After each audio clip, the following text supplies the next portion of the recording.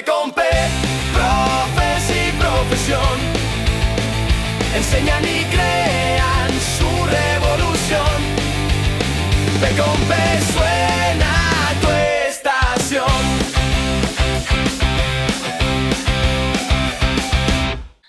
Bienvenidos a P con P. En el segundo capítulo, el episodio de hoy, tenemos con nosotros a una persona muy especial, nunca mejor dicho, porque ella se encarga de eso, es profesora de educación especial. Su nombre es Lidia, es 2 años menor que yo y la conozco de toda la vida. Hemos vivido en el mismo barrio desde pequeñitas y hemos ido al mismo cole. Incluso su hermano iba a mi clase durante muchos años. Luego la vida nos separó y nos volvió a unir hace algunos años porque Lidia vino a trabajar a nuestro cole hasta que aprobó las oposiciones. Es una de mis mejores amigas y es profe de un colegio de educación especial en la enseñanza pública. Hoy viene a contarnos un poco, pues, de qué va su profesión, qué se esconde detrás de una labor tan importante y por qué elegir educación especial. Como sabéis, en P con P queremos que las conversaciones sean reales, fluidas y que sepamos tanto lo bueno, lo malo y lo que casi nadie cuenta, ¿vale? Entonces, si te parece bien, Lidia, pues te quieres presentar un poco quién eres tú y luego ya vamos poco a poco haciendo un recorrido con todo. Vale, bueno, como os han dicho, soy Lidia, actualmente soy profe de educación especial en la escuela pública, pero he trabajado muchos años de profe de primaria, profe de infantil y PT también en colegios ordinarios concertados, y me cambié un poco porque tenía muy clara la vocación y nada, os iré contando un poquillo cosas que creo que es importante conocer y que es un mundo un poco que no se sabe mucho y que al final, cuando te gusta mucho y hay que probarlo. Esa vocación de la que hablas, ¿es algo que sabías desde siempre? Es decir, de que eres chica, que nos dicen que no tenemos una profesión que es de vocación pura, ¿o es algo que aparece en tu vida? Pues es verdad que siempre he querido ser profe. Lo de profe de educación especial no surge mucho más tarde y no tengo un motivo claro por el que surgiera, ¿no? Pero creo que al final el conocer un poco sobre todo ese alumnado y esos niños que vemos en un parque de pequeños o sobre todo adolescentes un poco diferentes o hermanos de amigos y cosas así te hacen como tener esa curiosidad, ¿no?, por ese mundo, y al final tuve claro. Es verdad que siempre me hablaban de la carrera de educación especial, cuando yo me metí no existía, entonces claro, hubo que como que elegir el camino porque un poco antes de empezar a estudiar, unos años, desapareció y entonces, pero sí, o sea, siempre clara profe y luego ahí fui eligiendo y ya luego en la práctica decidí lo que no quería ser y lo que no me importaba y lo que quería ser. ¿Y qué camino formativo hay que tener, hay que seguir para llegar a ser profe de educación especial? A ver, profesor de educación especial hay diferentes perfiles. Está el PT, el profe de pedagogía terapéutica, que es una especialidad de maestro. Tú te metes en la carrera de maestro de primaria y de infantil y tienes tus especialidades, música, educación física. Entonces dentro está PT, que es pedagogía terapéutica, que es lo que te lleva a poder ser maestro de lo que es un cole de educación especial. Luego también en este coles hay otro tipo de profe que es audición y lenguaje, que es otro maestro que lo que trabaja es un poco sobre todo la comunicación en estos alumnos, que también existen en los coles ordinarios, ambas figuras, pero en mi cole como que son los dos perfiles. Vale, o sea, la carrera que hay que estudiar para ser profe de educación especial es magisterio. Magisterio. Ya puedes elegir, puede ser primaria o infantil, pero con esa especialidad sí o sí. Sí, que son 4 o 5 asignaturas, o hasta ahora lo eran. Claro. Insuficientes también hay que decir, ¿eh? La carrera de magisterio no te prepara demasiado para lo que luego es la realidad del aula. En general. O sea, vosotros lo sabéis, ni maestro generalista y menos maestro de educación especial, que literal cada cosa es diferente y que es muy difícil enseñarte todo, yo creo que también. No. Es complicado. Es complicado. Pero en tu caso hubo un momento, una experiencia que dijeras, esto sí, o sea, esto es lo mío, esto es lo que prefiero dejar todo lo que tengo hasta ahora y dedicarme solo a esto. O lo tuyo ¿previo a estudiar la carrera? ¿O durante? ¿O cuando decidí cambiar como de maestro, de profe de infantil a profe de educación? Cuando lo que tú veas, que decir, en mi caso yo estudié antes otra carrera y hubo un momento en el que dije, soy más feliz haciendo magisterio. Entonces, la carrera que estaba estudiando en ese momento pues se dejó aparcada y dije, voy a estudiar magisterio porque es lo que a mí me hace feliz. Vale, yo PT lo tenía claro desde que empecé la carrera. O sea, tenía muy claro que quería estudiar pedagogía terapéutica y que quería dedicarme a ese alumnado. En un principio a lo mejor no me decanté tanto por esa educación especial, ¿no? que había, pero una vez que trabajé de PT en un cole ordinario sí que vi que es verdad que en un cole ordinario hay alumnos con necesidades, pero que a mí como esa ayuda, ese compromiso con esos alumnados necesitaba un poco más. Entonces, después de hacer las prácticas de PT, decidí que era eso. Luego la vida me surgió que no todo podía ser como quieres y que al final, y también lo que me corroboró que tenía que ser eso fue ser profe de primaria, que me encantaba, pero que no me terminaba de llenar, y ser profe de infantil, que me encantaba, pero que siempre como que me fijaba en ese alumnado un poco más diverso que no, claro. Y entonces... Vale, y si tuvieras que describir tu trabajo en una única palabra, ¿cuál sería? Yo diría que es, a ver, queda muy bonito y tiene sus puntos, ¿no? Pero gratificante para mí es una de esas palabras. No siempre lo es, pero el cómputo que te llevas, yo creo, general es ese. Y luego comprometido. Es un trabajo que requiere mucho compromiso y que requiere también mucho conocimiento de ti mismo y mucha autogestión. A ver, que la educación es vocacional, nadie te lo va a cuestionar, pero sí, quizá la educación especial todavía necesita un poco más de eso que la educación ordinaria. Y luego que tienes que ir cada día sin esperarte nada, porque yo no abro un libro y digo el tema 3, vamos, y luego que pueden surgir, pero es que en mi cole no podemos ni pensar casi, o sea, programamos y intentamos... Vale, pero antes de meternos en jarana, vale. Terminas tus estudios, llega la oposición, terminas las pruebas, entras en tu actual trabajo. ¿Cómo es tu día a día? ¿Cuál es un día típico? ¿Vale? Es decir, obviamente, como vas a explicar más adelante, pues hay momentos en los que la gestión emocional es brutal y hay casos muy específicos de niños que dices, no puedo ahora mismo hacer absolutamente nada que no sea salvar la vida, casi. Entonces, un día típico. Tú te levantas y dices... Pues es igual que un cole normal. Mi día empieza, tenemos un horario diferente, empiezan 9:30. Mis niños vienen en ruta, muchos, otros vienen andando, pero, o sea, los papás, pero vienen en ruta, llegamos, una asamblea normal, o sea, como pues alumnado un poco más bajito de nivel, quizás, pero una asamblea, luego trabajamos un poquito. En la asamblea pues anticipamos un poco todo el día, todo lo que hay que hacer, cambios que puedan producirse y tal. Trabajamos un ratito, suelen ser tareas en ese momento que hay menos tiempo, pues más sencillas, pues a lo mejor escriben el menú, copiamos el menú o ponemos lo que sea, cosas más sencillas, nos vamos al patio, a la vuelta desayunan. ¿Desayunan después del patio? Sí, pero porque tenemos el patio nosotros a las 11. Entonces desayunan después, sí. Desayunan, descansamos un ratito, trabajamos ya un poco más lo que llamaríamos curricular, por decirlo de alguna forma, pero claro, cada niño con su adaptación curricular, cada uno. A la 1 se van al comedor. Tenemos nuestras horas exclusivas, que son esas horas de trabajo sin alumnado, reuniones con profes, reuniones familias, organización de ciclo. Luego a las 2:30 vuelven del comedor. Por la tarde solemos hacer actividades más tranquilas como plástica, más manipulativas, un poco más que requieren, claro, mucha menos atención, y a las 4 nos cogen las rutas o vienen los padres a por ellos y nos vamos. Vale, y este alumnado que tú tienes, exactamente qué tipo de alumnado es, qué necesidades suelen tener. Generalmente ahora hay mucho alumno con trastorno del espectro autista, ¿vale?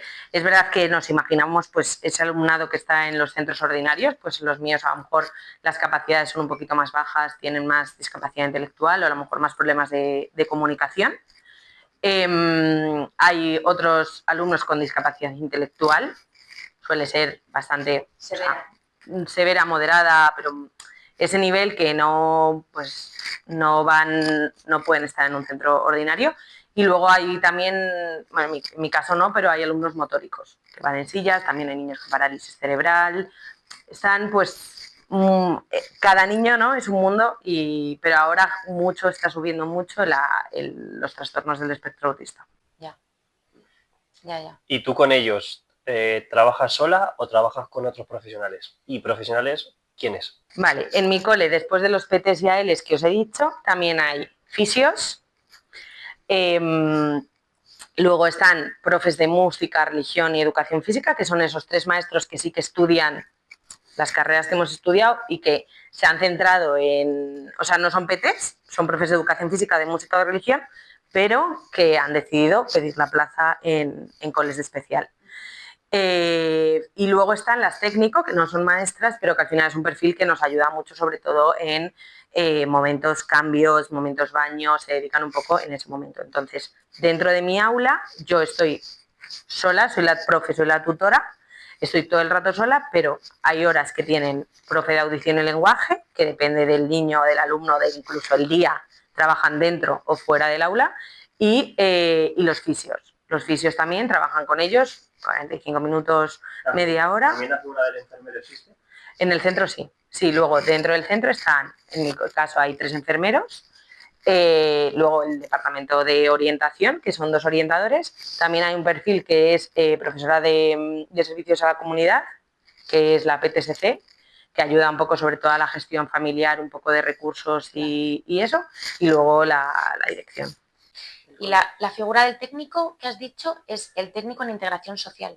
No, claro, perdón. Estos son los técnicos educativos 3, que es otro perfil, y luego está el técnico, los TIS o TISIS, o ahora no sé muy bien cuál es la nomenclatura, que son, en mi caso, en mi cole, solo trabajan con los alumnos más conductuales.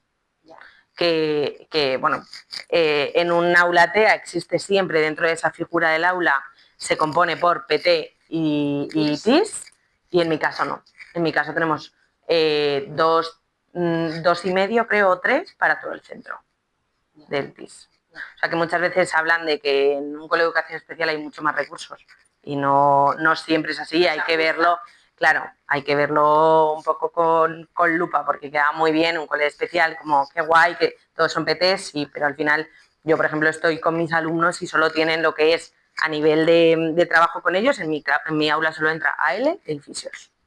Y antes has dicho que tu trabajo es muy gratificante. ¿Qué parte de todo el trabajo es la más gratificante para ti?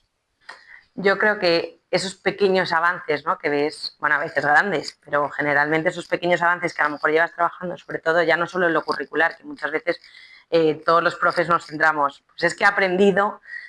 Pues yo, por ejemplo, mucho es en adaptación al entorno social. Yo salgo del centro, vamos a comprar, intentamos hacer unas actividades que les favorezcan esa autonomía un poco en el día a día de lo que es al final la rutina de un niño, ir al parque, claro.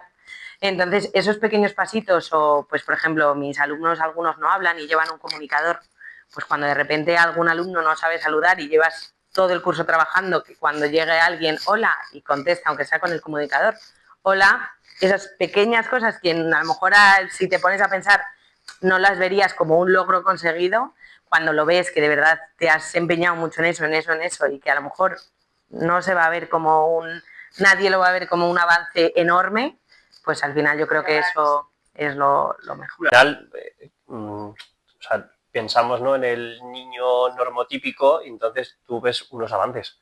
Claro, en estos casos, esa pequeña cosita que tú piensas no es nada, quedas por sentado, claro, para ellos es un mundo. Y conseguir ese mundo es... Ya. Vale. Qué guay, suena muy guay. Pero también nos ponemos muchos límites, nos enfadamos, se enfadan, o sea, es decir, que parece que muchas veces escuchas, ¿no?, pobrecitos, pero si me comprenden, y claro, ¿no?, y que cada uno tiene su nivel, y entonces yo les conozco. Si un alumno no está haciendo lo que debe y él es consciente y él lo puede hacer bien y tiene que aceptar esas normas, también se las voy a decir. Claro, o sea, son niños que no es pobrecito, es que no, o sea, que hay que adaptarse a cada nivel de cada alumno, sobre todo a la comprensión, que pueden entender las normas y que hay normas que a nivel social hay que aprenderlas. Yo no puedo tirarme medio un paso de cebra, yo no puedo, o sea, coger comida porque me apetece comer en el súper, entonces se va aprendiendo y eso es verdad que lo trabajamos mucho en el cole. Vale, ¿y lo difícil? Lo difícil, bueno, requiere mucha paciencia, infinita, que cualquier profe, pero es verdad pues que aquí un poco a lo mejor a nivel carga emocional es un poco más bastante, y luego que ves situaciones que a lo mejor pues no son tan fácil, claro, no son tan fácil situaciones familiares o situaciones personales, o a lo mejor también empatizas mucho y a veces empatizas demasiado y dices, uff, y yo ahora, si yo... ¿Qué haría, no? Si fuese esa mamá o fuese ese padre o fuese ese vecino, ¿no? Entonces... Y te lo llevas a casa. Sí. ¿Y qué crees, Gordi, que es algo que la gente no se imagina de la educación especial? Yo creo que la discapacidad la vemos siempre como no igual, pues a lo mejor tenemos mucho en la cabeza pues niños con síndrome de Down y en silla de ruedas. La discapacidad va mucho más allá, ¿no? Por ejemplo, a nivel conductual hay muchos alumnos con conductas disruptivas que hay que trabajar, y que esa parte mala, ¿no?, que vivimos en el día a día, pues a lo mejor un poco de agresiones y eso, la gente no se lo imagina. Entonces, que no es lo normal y que depende de la clase, pero que existe, ¿no? Y que mucho lo que necesita esa educación, como el trabajo en equipo, esos engranajes de toda la gente que he dicho antes, pues que trabajemos a una, que también a veces no es tan fácil porque cada profesional es como es. Entonces es como... Cada maestrillo tiene su Claro, maestrillo. entonces hay que ir a una y esa parte no la ven. Entonces yo creo que el cole de educación especial es algo que es difícil de explicar, ¿eh? O sea, bueno, yo os lo digo muchas veces, claro, que muchas veces, o sea, y yo creo que es algo que debería existir siempre que un profe un poco trabaje, ¿no? Porque los que trabajan en ordinaria muchas veces es, no, este niño tiene que ir a especial. Bueno, pues si es que no sabemos lo que es especial y no sabemos qué niveles hay en especial ni qué alumnado, entonces no es tan fácil derivar de repente, ala, no, este como no pega aquí, pues hay que pensar y hay que pararse, porque el cole especial es también otros objetivos, es otras rutinas, son otras cosas. Ya. ¿Crees que un niño mal derivado a educación especial puede limitar sus capacidades? Sí, porque los recursos son finitos. Entonces, si yo tengo un alumno que requiere más atención, es verdad que intentas, ¿no?, dividirte en todas las partes iguales, pero no es así. Y entonces, es verdad pues que al final, por ejemplo, a nivel comunicación, depende de qué tipo de comunicación tengas. Si tiene una comunicación muy grande, pues a lo mejor está con niños que no tienen esa comunicación y que no se le puede fomentar tanto. Entonces, hay que pensarlo y hay que verlo. Y yo creo que los que derivan también deberían pasarse un par de mesecillos por mi cole. Ya. O sea, ¿crees que, o sea, dentro de tu trabajo, porque bueno, nosotros tenemos nuestra opinión y tal, ¿no? Al final tenemos un trabajo que más o menos hay gente que obviamente está totalmente en desacuerdo, pero sobre todo por el tema ese, ¿no? Los profes tienen muchas vacaciones, los profes tienen no sé qué, los tienen no sé cuántos, vale. Más o menos un maestro a nivel salario tiene una horquilla de dinero, ¿no?, que está entre 1.800, 2.000 euros cuando entra. Luego ya, pues, como en muchos sitios, tenemos trienios, existen los sexenios en la pública, se pueden cobrar departamentos o puestos en específico, dependiendo en el rango en el que estás. ¿Crees que ese salario refleja la responsabilidad y el agotamiento o el esfuerzo que requiere ser maestra de educación especial? Bueno, creo que no solo es educación especial. En general, la educación. No. O sea, creo que tenemos una responsabilidad enorme, tenemos el futuro en nuestras manos. Vosotros, yo, totalmente. La carga emocional que genera también. Que el horario que se piensa, ¿no? El horario a las 4 tiramos el boli, la impresora imprime sola, los materiales se plastifican solos y no. O sea, creo que hay trabajos que no sé si requieren, o sea, no digo que no se merezcan el sueldo que cobran, pero creo que debería darse una vuelta, porque creo que tenemos la responsabilidad y que también para motivarnos a nosotros parece una tontería, pero al final el sueldo pues es una motivación extra, y creo que eso también haría a la gente que de verdad pensase que tenemos el futuro en nuestras manos y que esa educación tiene que motivarse de alguna forma, ¿no?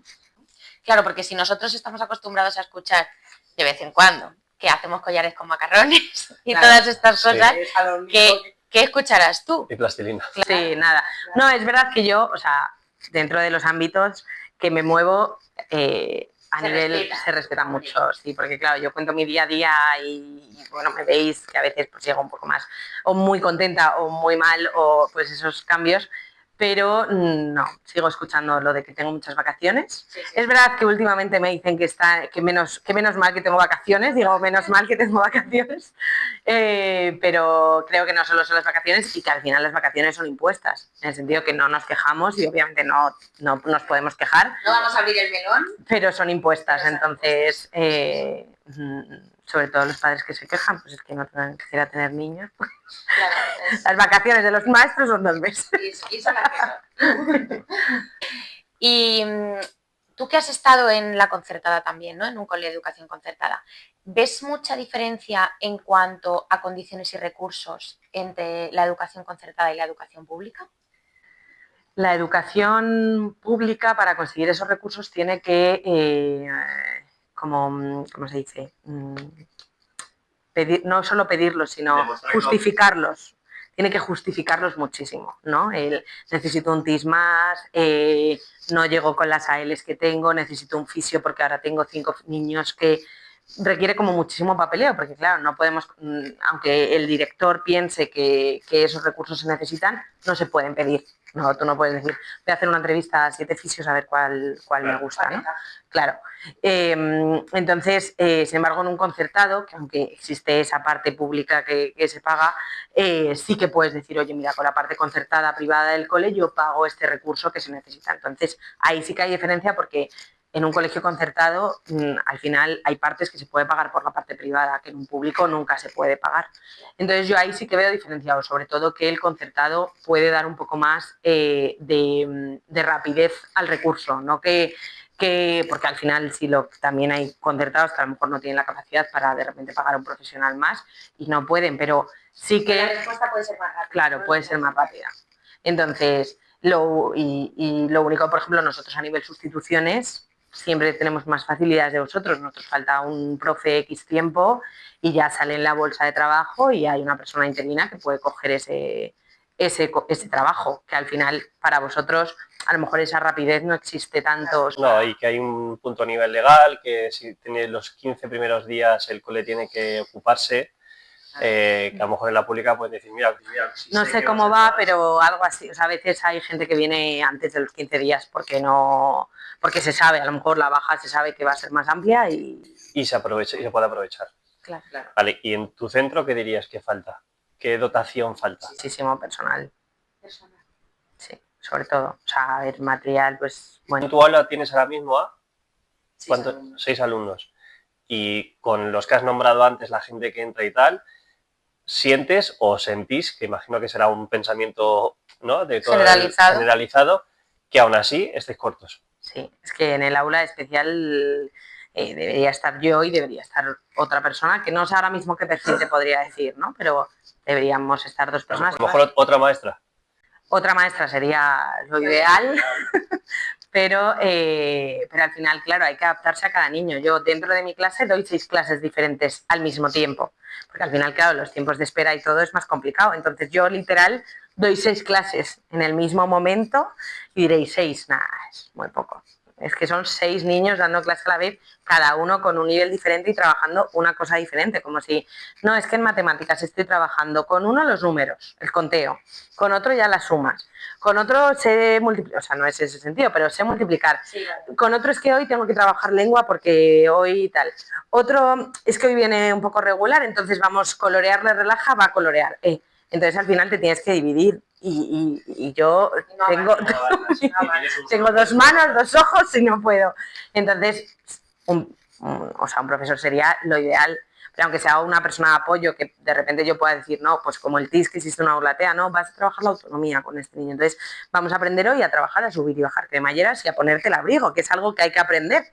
Pero yo no puedo estar enseñando a 6 niños a la vez a aprovechar un abrigo. Entonces, yo creo que debería existir algún personal más dentro del aula, o sea, que trabajemos que vayamos mano a mano, porque al final el AL muchas veces sí que trabaja con nosotros y trabajamos mano a mano y es un perfil que en el cole especial con la tutora, pero al final el AL, claro, el AL está en 3 clases o 4 mínimo, entonces se divide. Ya. Y a veces incluso deja de hacer su función principal para ayudar a funciones ejecutivas básicas, porque dices, no puedo hacerlo. O sea, mi función de trabajar el lenguaje, inviable hoy. Hay que, pues eso, cremallera, chaquetas. O ayudarme a mí a poner abrigos o a limpiar un pincel. O sea, que muchas veces son eso, como un saco pintura, genial, pero... Y cuando termino... Ya. ¿Y sientes que la sociedad valora lo suficiente el trabajo de las profes de educación especial? Yo es que creo que tú preguntas y sabemos que esos centros existen y que ese alumnado existe. Pero yo creo que no, o sea, tú hablas y sí, un cole de educación especial, pero realmente, vamos, yo trabajo cerca de aquí y probablemente nadie sepa dónde hay un cole de educación especial cerca de aquí. Y hay muchos alumnos del barrio que van a coles de educación especial. Entonces yo creo que no está valorado, pero yo no sé si llegará a valorarse en cierto momento, porque al final es un mundo que pues un poco más perdido, que no va a salir, o sea, que no vas a ver tanto la realidad. Pero comparado con el maestro generalista de primaria o de infantil y el de educación especial, ¿cuál dirías que está menos valorado? ¿O estamos igual? Yo creo que estamos, en ese sentido, estamos más a la par, sí. O sea, sí. No, es que creo que ambos están fatal valorados. Ya. Sí, sí, Eso es una opinión generalizada de todos los que nos dedicamos a la educación. Sí. Si pudieses cambiar algo del sistema educativo referente a la educación especial. Yo creo que, o sea, diría que todos los políticos deberían sentarse a ver lo que es un cole, de verdad. Y creo que no puede ponernos leyes alguien que no sabe el día a día que vivimos. Entonces, yo creo que a nivel personal, a nivel centros, a nivel todo, es que, o sea, recursos a las familias, que es algo tan simple como terapias externas que puedan ayudar al niño también, que dentro del centro pues no se pueden trabajar. Entonces, yo creo que habría que sentarse y hacer borrón y cuenta nueva de todo, empezar de cero, de cero, porque no... El otro día veía en la Comunidad de Madrid, ¿no?, que subían un vídeo de educación especial de un cole nuevo, precioso, blanco, niños con sus fisios. El día a día en realidad no es ese que enseñamos. Entonces es precioso y es súper vocacional y estamos felices y los que estamos allí queremos estar, pero... Sí, pero que hay cierta tendencia a siempre pintarlo más bonito, sí, de lo que es, total. Sí, total. Bueno, Gordi, y vamos un poco a conectar con la parte más emocional, ¿vale? La parte más humana y la más difícil. A ver, ¿cómo gestionas emocionalmente los días difíciles? O sea, yo creo que es esa emoción, ¿no?, como de enfado, de impotencia un poco que tienes. Entonces, pues la gestión, pues no te queda otra que, vale, te la llevas a casa, porque obviamente estás enfadado, frustrado y te vas a casa con ella, ¿no? Yo es verdad que lo cuento mucho y lo normalizo mucho, en el sentido de, pues he tenido un mal día y creo que es algo que hay que no normalizar. Nosotros los profesores de educación especial siempre decimos que normalizamos más de lo que deberíamos, ¿no? Entonces, cuando cuentas a alguien externo, es que mi día ha sido así, pues a veces es como, y estás bastante bien para lo que podrías estar. Claro, yo sé momentos tipo que sales de clase y dices, pues, jope, hoy me han mordido, hoy he tenido que ir a enfermería porque me han hecho una araña. Y es como, y es un día normal, o sea, eso es un día bueno. Claro, es verdad que muchas veces dentro del cole, pues si ya has tenido una semana un poco más complicada, o que claro, que al final no es solo lo que te pasa en el cole, que somos personas y podemos estar, entonces, pues es ese trabajo en equipo que decía de, mira, hoy no puedo más, estoy mal, hablas con tus compañeras, oye, mira, hoy tengo un mal día, necesito irme a llorar, 5 minutos. Una lloradita, me lavo la cara y vuelvo. Y es eso lo bueno también de que haya un poco, se ve desde fuera mucho personal en el sentido es, vale, genial, yo me cargo mucho a la espalda y yo soy la primera que me cargo mucho a la espalda, pero también hay que saber tengo un mal día, quédate un segundo, de verdad, voy, me doy un paseo, me lavo la cara y vuelvo, ¿no? Y luego en casa, pues vete a correr un ratito, amiga, llora lo que quieras, ponte una peli y ya está. Sí. Y hasta mañana que será un nuevo. Y es verdad que al día siguiente siempre es como, vale, ya está, hoy me permito estar así, me permito estar triste, pues como cualquier problema, pero ya mañana no. Y es verdad que yo generalmente nunca llego al cole por la mañana enfadada porque los niños no tienen la culpa absolutamente de nada. Entonces, nosotros tenemos una norma aquí en casa, que es que cuando, bueno, ahora yo no porque estoy de baja, pero normalmente cuando llegamos hablamos como 10-15 minutos, ¿vale? Del cole y se acabó. O sea, y se cerró. Y no se puede hablar nunca nada más del cole hasta el día siguiente. Porque es verdad que los profes tenemos una tendencia horrorosa a monopolizarlo y a no soltarlo, ¿sabes? O sea, te ha pasado algo con algún padre, con algún niño, te vienes disgustada por algo y entonces estás como toda la tarde tú, y necesitas hablarlo y rehablarlo y volver a hablarlo y es como, no, o sea, ya está, cuando sales tienes que, claro, tienes que dejarlo y al día siguiente volver de cero. Pero claro, muchas veces es complicado. Es complicado. Echas al lado, en plan, vete, date un paseo y ahora vuelves. Sí. Ya, claro. Bueno. ¿Qué tipo de historias te llevas a casa? Sobre todo familiares. Yo es verdad que trabajo en un cole con poquitos recursos, entonces los momentos familiares que te cuentan algunas familias es muy, muy duro. O el pensar, es que este niño hoy está un poco regular y se va ahora a casa y encima se va mal y no he podido hacer nada. Claro, en algunas hay situaciones muy complicadas y hay familias pues que también yo vivo muchas horas con ellos, pero la familia también. Entonces eso que te cuentan, ¿no? Es que ayer estuvo en casa regular o es que, mira, hay un problema familiar y él no lo entiende, entonces a ver si me ayudas a explicárselo y tú te vas a casa, buah, es que tengo que encontrar la forma. Y a lo mejor no hay una forma que pueda explicarle porque pues yo digo que vale que mis alumnos tienen discapacidad, pero son niños. Entonces a cualquier niño hay cosas que es muy difícil de explicar. Entonces encima mi nivel de comprensión a veces es más bajo, pues dices, y ahora... Y tampoco sé en qué medida ese es tu papel, te quiero decir. No, claro, si tu competencia es explicar a un niño una situación familiar. Pero ayudarle a la familia sí. Por ejemplo, pues eso, yo muchas veces, pues niños que no quieren ir a la peluquería. Pues es que hay que ir a la peluquería de vez en cuando, no te quieres cortar las uñas, es que hay que cortarse las uñas, que hay que lavarse los oídos, es que hay que ducharse, pues depende del día y para familias que pues ha cogido miedo el niño a la peluquería y no quiere ir. Entonces lo que sí que le decimos a las familias es que ante cosas que ellos adelanten, que nos las cuenten y que nosotros al final a lo largo del día les vamos anticipando, ¿no? Con historias sociales lo que va a pasar por la tarde y generalmente le damos material a las familias para que en casa lo puedan reforzar. Entonces vas a la pues hoy vas a la peluquería, te van a cortar el pelo, va a sonar el secador así, lo hemos trabajado en clase no ha pasado nada, no da miedo, no te va a hacer nada y luego ya cuando está mamá contigo, cosas así que puedan surgir.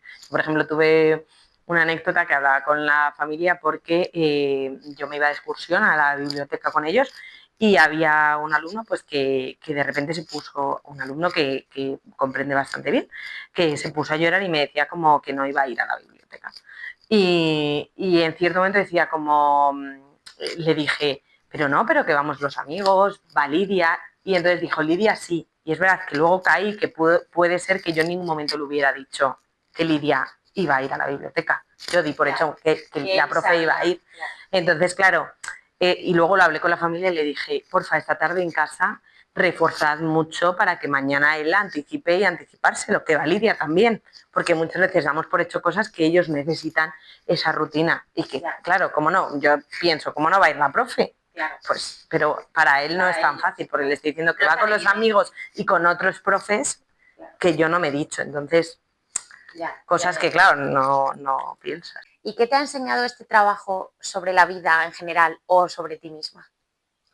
Porque uno se conoce a sí mismo mucho cuando trabaja al final, ¿sabes? Hay cosas que decías, ala, yo no sabía esto de mí, o claro, o yo me creía más, no sé, yo a veces pienso, yo me creía más impaciente, ¿sabes? Creía que tenía menos paciencia y cuando llego al aula digo, joder, es que soy una santa, qué paciencia. Entonces, ¿qué te ha enseñado a ti? O sea, paciencia, pero como dice mi alrededor, ¿no? Paciencia tengo solo con los niños.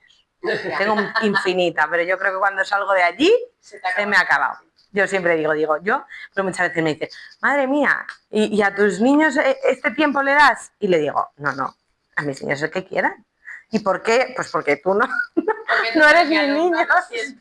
¿No? Entonces, yo creo que sí que me ha hecho, sobre todo, conocerme y más el proceso de oposición, ¿no? El saber que puedo conseguir ciertas cosas que en su momento yo no sabía, ¿no? Como es verdad que a lo mejor soy mucho más exigente de lo que soy, de lo que querría ser, y en el día a día al cole me lo veo. Quiero llegar a abarcar todo y es como, no, Lidia, vamos a luchar hoy las batallas estas 3 y mañana las otras 3, porque claro, te ves como con muchas ganas de abarcar muchas cosas y entonces ahí, por ejemplo, yo he cambiado y luego la perspectiva de ver el mundo. Ahora yo pues voy por la calle o hablo de la gente con discapacidad de otra forma, sé que estoy reeducando a mi entorno, sobre todo pues mayores, padres, tíos, tal, un poco reeducando ese entorno que claro, que es un mundo tan invisible si no lo tienes cerca, que yo un poco soy esa transmisora, ¿no?, de información y al final te hace un poco cambiar tu perspectiva. Tengo muchos miedos, el ser madre y tener un alumno un niño con discapacidad que a mi alrededor se tenga, porque al final sé que es un duelo y sé que es un momento muy duro. Y que la vida tampoco está accesible para ellos al 100%. Sabes que todavía hay muchísimas barreras que impiden, sí. O sea, todavía hay que pelear mucho por ello. Joder, a lo mejor está feliz y a lo mejor hay que entender que está muy contento y no pasa nada. Y la discapacidad, pues vamos a intentar que también, pues con la discapacidad que tiene, pase barreras Claro. y que se luche, y a veces pues hay que luchar por ellos y somos nosotros. Entonces yo creo que ese movimiento, ¿no?, de información al final, pero sin quererlo, porque yo no me siento, hola, mira, te voy a dar una clase de lo que es los alumnos con no, pero en el contar, en el día a día, al final se sabe.